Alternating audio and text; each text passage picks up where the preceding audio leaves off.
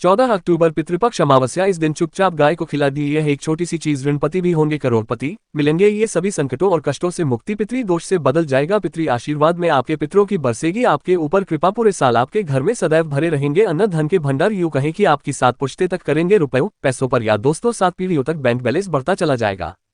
सभी दुख दर्द संपर्क कष्ट हैं वे दूर हो जाएंगे और सभी सुख आपके पास आ जाएंगे। कदम रखेंगे सभी सुख आपके और आपके मित्रों की। आपको पर तो कृपा बरसेगी कि बरसेगी। पितृ प्रसन्न होंगे ही होंगे। साथ ही साथ भगवान विष्णु माता लक्ष्मी की कृपा बरसेगी, क्योंकि पूरे 500 वर्षों के बाद ऐसा दुर्लभ संयोग में है इस बार पितृपक्ष अमावस्या को, जिसमें की समस्त मनोकामनाएं आपकी होने वाली है। सबसे बड़ी बात, मित्र आपके प्रसन्न होने वाले हैं। मित्र प्रसन्न तो सब मंगल ही मंगल आपके जीवन में। यदि आप जानते हैं कि आपके जीवन से सभी प्रकार के दुख दर्द हो संकट रहे हैं, मैं दूर हो जाए, पितर आपसे प्रसन्न हो जाए और आप मालामाल हो जाओ और जीवन में किसी प्रकार की खुद उधर संकट आपको का सामना करना पड़ेगा, आपको भी किसी प्रकार की परेशानी आपके जीवन में ना हो, तो दोस्तों आज के वीडियो पूरा देख लेना। दोस्तों, अश्विन माह के कृष्ण पक्ष की अमावस्या को सर्वपितृ अमावस्या के नाम से जाना जाता है। ये अमावस पितृपक्ष के दौरान आती है, इसलिए इसका महत्व और भी अधिक बढ़ जाता है। इसे पितृपक्ष अमावस्या भी कहते हैं। आपको बता दें, इस बार यदि आप इसके दिन व्रत रखते हैं तो फिर रखने से पितरों की आत्मा है उनको हो प्राप्त होती है। पितृ प्रसन्न होते हैं और वंशवृद्धि का शीघ्र ही समस्त मनोकामना की पूर्ति हो। इस दिन भगवान विष्णु जी के स्वरूप शालिग्राम की भी पूजा की जाती है। इस बार सर्वपितृ अमावस्या 14 अक्टूबर को है। आपको बताते हैं, ऐसा माना जाता है कि इस दिन भगवान विष्णु जी मतलब लक्ष्मी की आराधना करने से स्वर्ग लोक की प्राप्ति हो जाती है और व्यक्ति जन्म मरण के बंधन से मुक्त हो जाता है।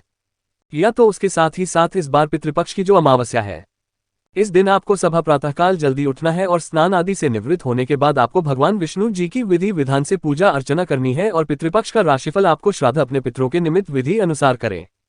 पितरों के निमित्त आपको अन्न धन वस्त्र जो भी बने दान धर्म के कारण पितरों के निमित्त सबके साथ ब्राह्मण को भोजन कराएं और इसके बाद गाय को कुएं को और कुत्ते को भोजन अवश्य कराएं और आपको बता दें, और इसके बाद आपको भगवान विष्णु जी माता लक्ष्मी और पितरों के निमित्त अपने स्मरण करते हुए मनोकामना मांग रही है, या तो उसको ऐसा करने से ही आपके समस्त कष्टों को दूर करेंगे।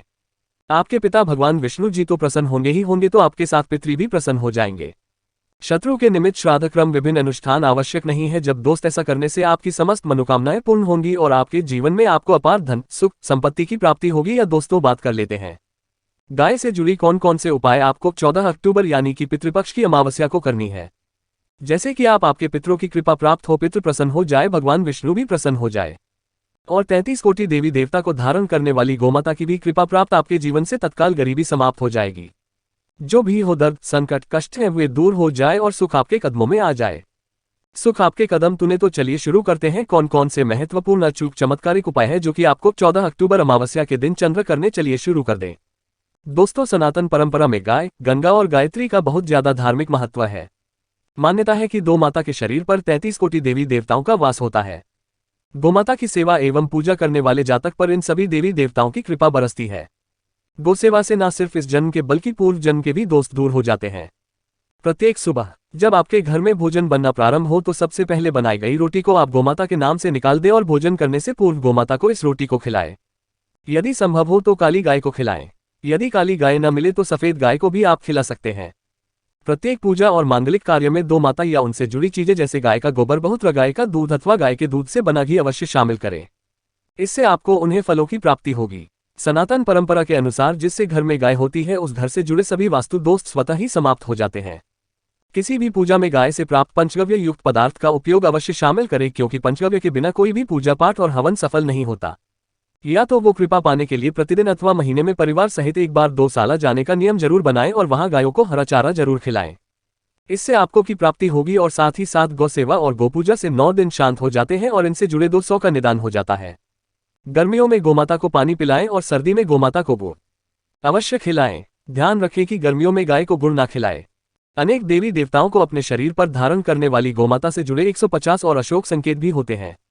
मसलन गाय का दूध दोहते समय यदि गाय ठोकर मार दे और सारा दूध बिखर जाए तो अपशगुन होता है।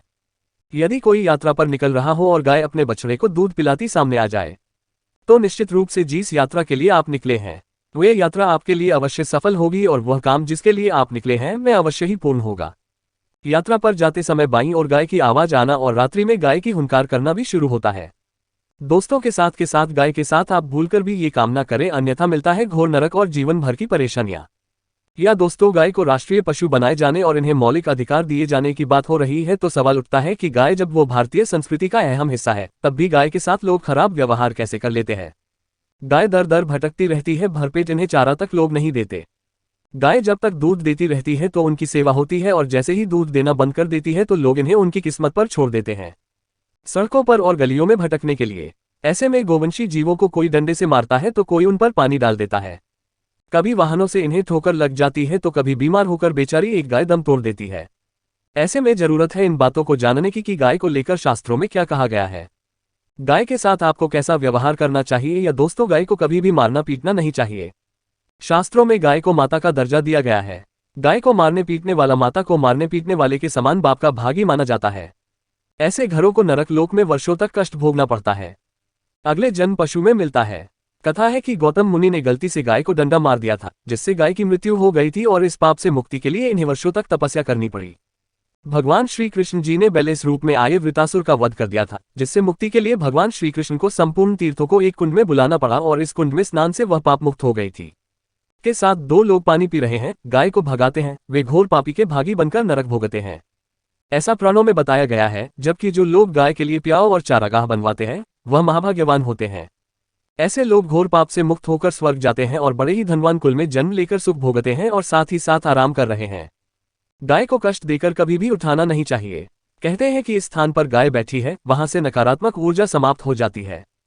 गाय के बैठने की जगह को जो लोग नियमित साफ रखते हैं वे पूर्वजन्म में किए गए जाने अनजाने में बापू से मुक्ति हो जाते हैं और गोलोक में स्थान पाते हैं।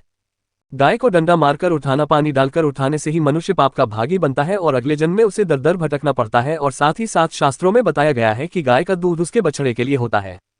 गाय की बचा हुआ दूध ही मनुष्य को लेना चाहिए, लेकिन कुछ लोग एक बार गाय को दूध लेने के बाद फिर से बचने के लिए बचा हुआ दूध भी दूध लेते हैं।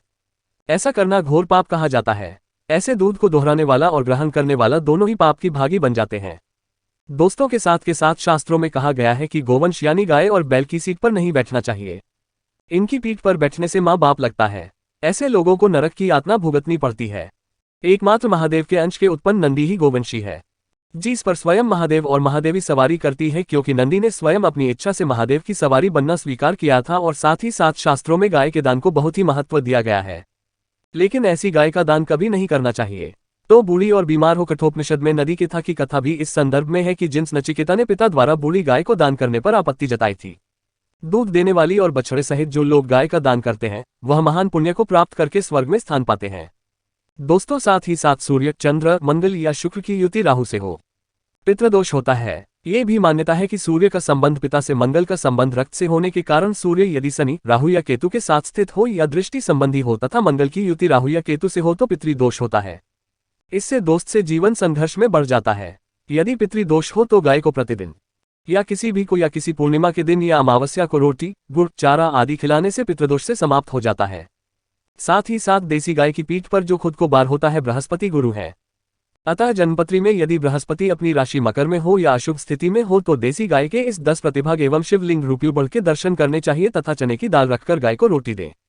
इससे आपको सुख की प्राप्ति होगी। और साथ ही साथ यदि आप रास्ते में जा रहे हो और सामने से गौ माता आती हुई दिखाई दे तो गौ माता को आप अपनी दाहिनी ओर से जाने देना चाहिए। आपकी यात्रा अवश्य सफल होगी। और साथ ही साथ यह संकेत भी जाने यदि आप यात्रा पर जा रहे हैं और सामने आपके गाय पर जाए अथवा अपने बछड़े को दूध पिलाती हुई सामने गाय दिखाई दिया जाए तो समझ जाना कि वह यात्रा आपके लिए अवश्य ही सफल होगी। और साथ ही साथ जिस घर में गाय होती है उसमें वास्तुदोष स्वतः ही समाप्त हो जाता है। और साथ ही साथ आपको बता दें कि गाय को आप जो भी रोटी बनाए प्रतिदिन ताज़ी रोटी ही बनाएं। गाय को अगर आपने रोटी बनाई है तो कोशिश करें कि उस रोटी को आप तुरंत ही गाय को दे दें। अगर आप उस रोटी को रख देंगे और उस रोटी को अगले दिन देंगे तो मैं रोटी बासी मानी जाएगी।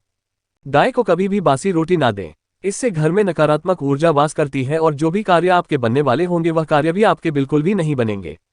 इससे आपके घर में हमेशा दरिद्रता का वास रहेगा और आप जिस भी कार्य को करेंगे उस कार्य में आपको हमेशा असफलता ही हाथ लगेंगी। इसलिए कोशिश करें गाय को रोजाना ताज़ी रोटी बनाकर खिलाएं।